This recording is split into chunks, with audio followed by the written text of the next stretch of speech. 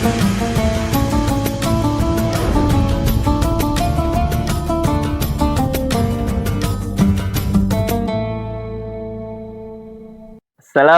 warahmatullahi wabarakatuh.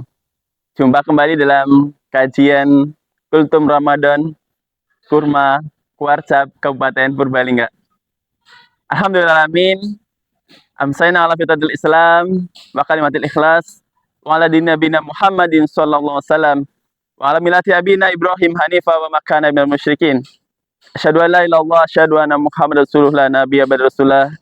Rabbi shrah li sadri wa yassir amri wahlul 'uqdatam min lisani yafqahu qawli amma ba'd. Alhamdulillahirabbil memasuki akhir-akhir bulan suci Ramadan ini, kita masih diberikan kesehatan, kenikmatan yang begitu banyak, dan tentu mudah-mudahan senantiasa diberikan iman yang kita pupuk di bulan Ramadan ini sehingga kita mendapatkan gelar orang-orang yang bertakwa pada Allah SWT. Yang kedua, salat dan salam tak lupa kita aturkan pada junjungan kita Nabi Muhammad SAW yang senantiasa kita nantikan syafaatnya di yaumul akhir nanti. Mudah-mudahan Allah mencatat kita sebagai umat beliau yang senantiasa istiqomah melaksanakan berbagai aktivitas ibadah, terutama di bulan Ramadan ini, dan kelak mendapatkan syafaat di yaumul akhir nanti. Amin ya rabbal alamin. Sahabat kurma rahimakumullah, pada kesempatan sore hari ini sedikit kami ingin berbagi cerita tentang orang yang tidak terkenal di bumi, tetapi terkenal di langit. Yang barangkali sudah sering kita dengar.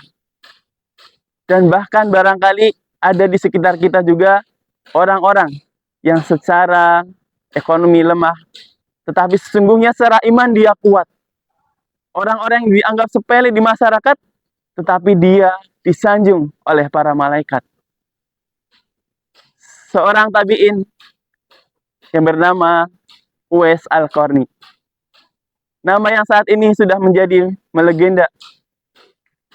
Bukan karena kekayaannya, bukan karena jabatannya, bukan karena kontribusi dia dalam peperangan, tetapi bagaimana kedekatan Uwais Al-Qarni ini dengan para malaikat, dengan para penghuni langit, sehingga ketika kematiannya begitu menggemparkan masyarakat ketika itu terkaget-kaget karena begitu banyak orang yang melayat, tetapi ternyata mereka adalah para penduduk langit. Uwais Al-Qarni ini diceritakan ketika baginda Nabi Muhammad SAW memberikan petuah pada para sahabat bahwa nanti di antara rombongan orang-orang dari kaum Yaman ketika naik haji, ada seorang yang bernama Uwais Al-Qarni. Qarni ini adalah daerah di Yaman, daerah Qarn, sehingga disebut sebagai Uwais Al-Qarni. Maka ketika itu Rasulullah memberikan ciri-ciri bahwa Uwais ini hanya tinggal bersama ibunya. Kemudian dia pernah sakit kusta, yang dibuktikan dengan satu tanda pada telapak tangannya berupa bulatan seperti bulatan uang logam. Maka ketika engkau, pada para sahabat Rasulullah menyampaikan, bertemu dengan Uwais Al-Qarni, mintalah untuk dia berdoa pada Allah agar mengampuni dosa-dosamu. Maka pesan tersebut sangat terpatri di dalam benak Umar bin Khattab. Maka ketika Rasulullah SAW telah meninggal, pada saat datangan rombongan haji dari Yaman, Umar bergegas untuk mendatangi rombongan tersebut, menanyakan satu persatu, apakah engkau Uwais? Apakah di antara rombongan Yaman ada yang bernama Uwais Al-Qarni? Dan ternyata Umar bertemu dengan Uwais. Ketika itu, maka dicek kebenarannya, apakah engkau tinggal bersama ibumu? Maka Uwais menyebutkan benar. Apakah engkau pernah sakit kusta? Ya, saya pernah sakit kusta. Maka benarlah engkau yang disabdakan oleh Nabi Muhammad SAW bahwa engkau memiliki kemampuan untuk berdoa yang itu diistijabah oleh Allah SWT, yang tidak ada sekat di antaranya. Maka wahai Uwais, mohonkanlah ampun bagiku pada Allah Subhanahu wa taala.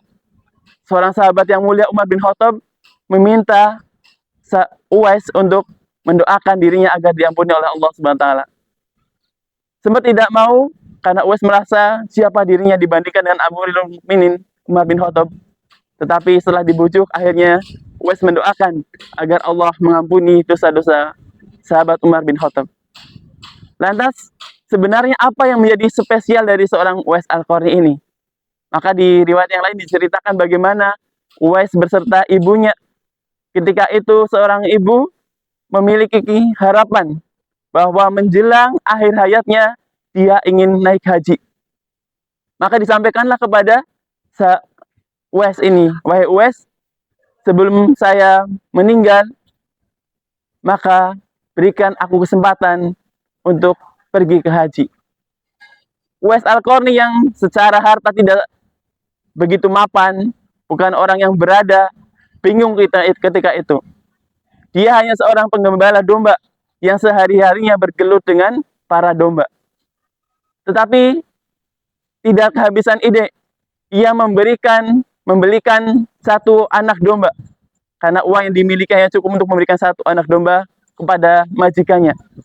Domba ini dipelihara sampai begitu besar dan dia mulai menggendong domba ini dari jalan kaki, dari naik ke gunung kembali lagi turun ke bawah. Masyarakat ketika itu menganggap Uwais sudah gila. Apa yang dilakukan dengan domba tersebut? Bagaimana dia menggendong domba bolak-balik? Tentu bagi orang awam akan terasa aneh, bahkan dianggap orang yang gila.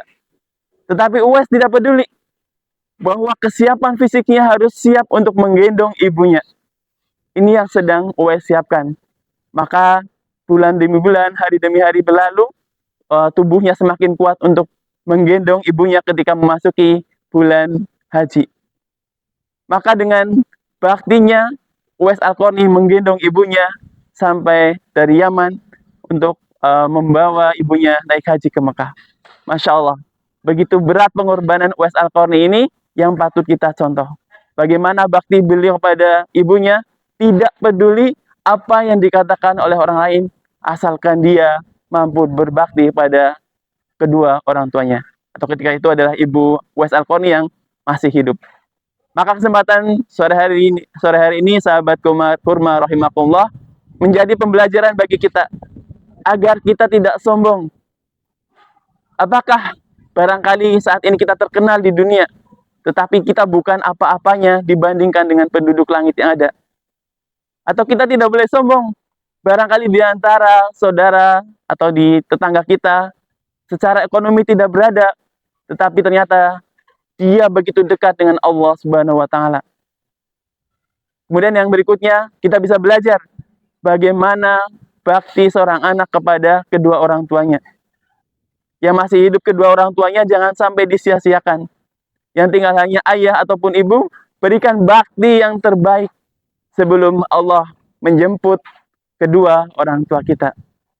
Dan tentunya sekali lagi di bulan Ramadan ini kita juga berikan yang terbaik, ibadah yang terbaik dari kita di bulan Ramadan ini, dan bagaimana kita memberikan bakti yang terbaik untuk kedua orang tua kita sampai nanti di akhir bulan Ramadan. Demikian barangkali sedikit kisah tentang Uwais Al-Qarni yang memberikan inspirasi pada kita di sore hari ini. Mudah-mudahan memberikan hikmah bagi kita dan kita bisa menjalani menjadi pribadi yang lebih baik lagi, menghormati orang lain, dan tentu berbakti kepada kedua orang tua kita. Demikian, mohon maaf jika banyak kekurangan dalam saya menyampaikan. Subhanakallahumma bihamdika, asyhadu an la ilaha illa anta, astaghfiruka wa atubu ilaik. Khair kalam. Assalamualaikum warahmatullahi wabarakatuh.